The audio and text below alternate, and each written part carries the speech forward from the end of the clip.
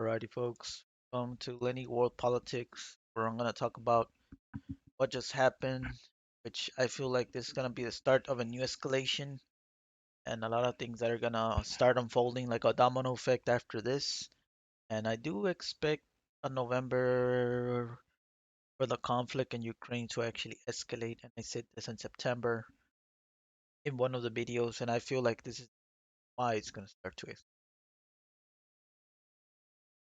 So there has been attacking the airfield. I believe this airfield hasn't been getting hit not too often. I don't know when was the last time.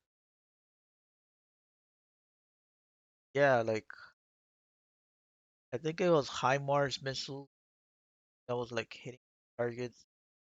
Now you're seeing why Ukraine live map doesn't even show any. They did they do have a video on another map and forgot the map or but I saw it from another YouTube video where it shows that attack comes. But I don't know, this map is so pro-Ukrainian. Like they don't show everything, they only show what they really want. So, and then there was according to the text here, wouldn't be surprised if there were attackers there. I mean, as well, not either.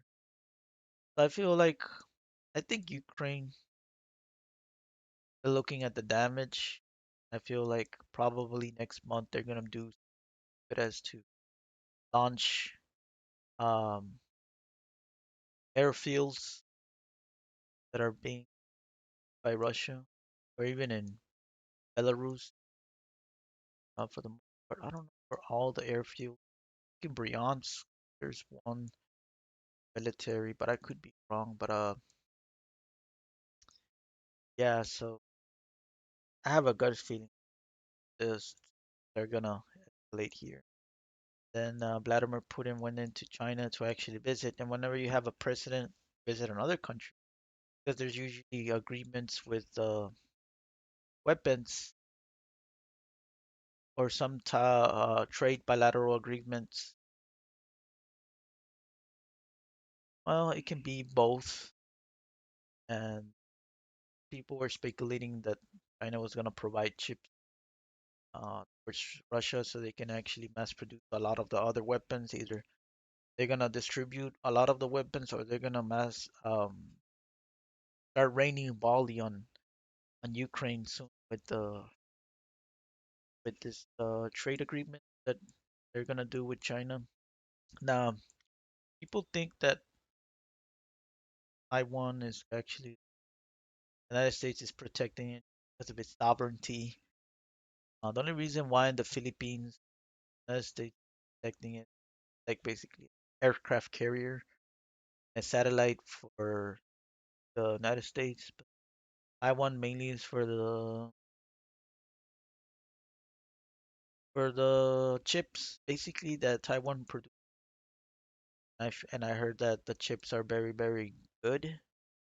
And they not only provide most of the Western vehicles, but it provides as well to the Western weaponry, the industrial military complex of the United States. In other words, if you're messing with Taiwan, you're basically messing with military industrial. That's why the United States is willing to go to war with Taiwan. Um, as far as to Israel, I never understood why the United States is willing to go to war with this country for the sake of Israel. And I feel like I started to actually started connecting the dots. It's more of a theft and a colonialism. Like whenever you have colonialism, it's another way of actually stealing. So whatever they're doing here in Israel, they want to do it over here in this.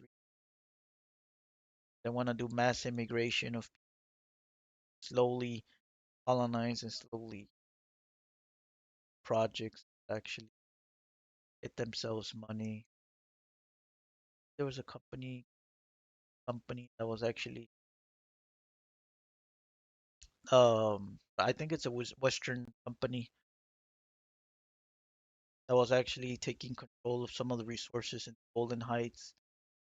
which Israel took in 19 what 7, and so yeah, if whatever events that happen between Russia and China, if they mass produce weapons in Russia, they're gonna bring them to. I don't know if they're gonna bring them to Iran. That's a possibility, but I feel like it's more of a possibility area. And only way to find out is what's gonna happen next month. Um, ignitions of wars because I feel like Israel was actually not gonna like most people bring out conspiracy theories. I bring out mine as well. With Hamas has always been like control opposition, just like some groups, just like Al Qaeda and Afghanistan was control opposition as an to fight for any interest of the United States and use them in the long run for any other thing to actually invade or anything.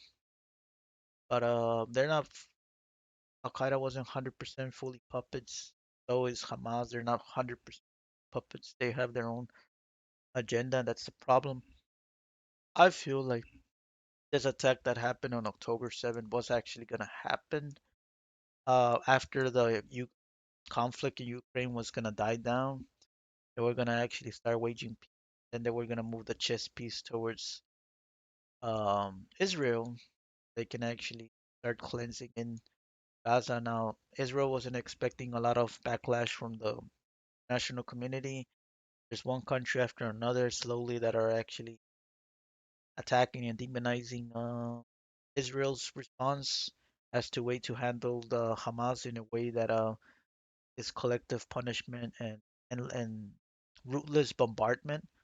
Like people are actually always attacking Russia, how they are actually killing civilians, but the way Israel's doing it on a very densely populated, it doesn't compare. Like if Russia would have done that, they would have leveled Kharkiv to the ground and they would have invaded already, have it destroyed just like Bakhmut, which is one of the biggest cities. I mean, I think second or first biggest city, somewhere around there. So, and we don't see a lot of carbon bombing, big ammunitions being used with conflict in Ukraine now. Whenever Ukraine actually escalates, because it's that escalates and then Russia escalates after that, then the United States has to wait as a response. So a lot of people were saying, well, why did the United States didn't actually provide the ATACMS last year in 2022? Could be a factor of many things. One, because they didn't have a replacement, and two, they're playing the geopolitical chess of you escalate one thing, I escalate, like it happened in the 2000s.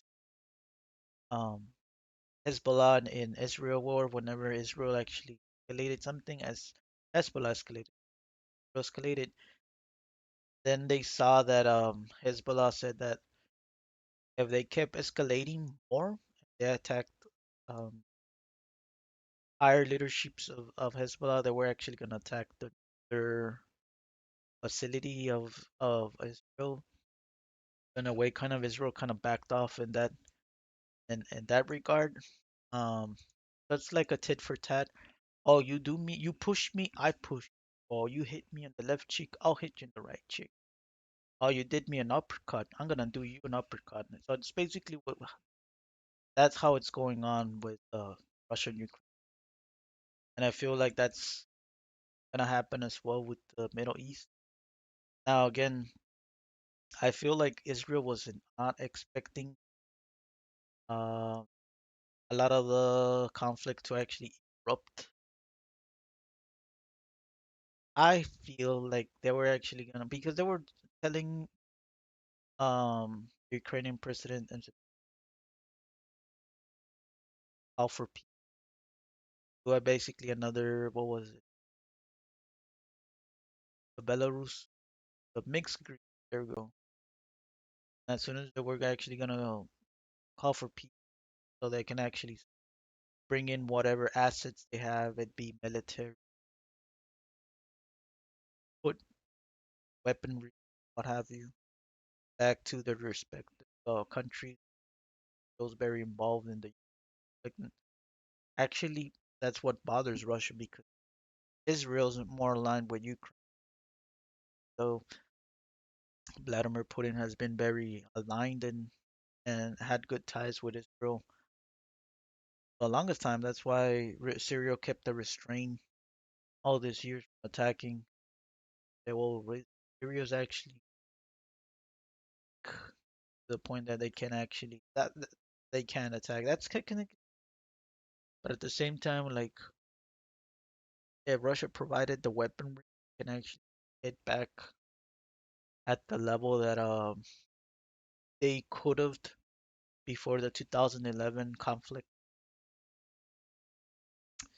You be the judge on this. I'll cut the beat.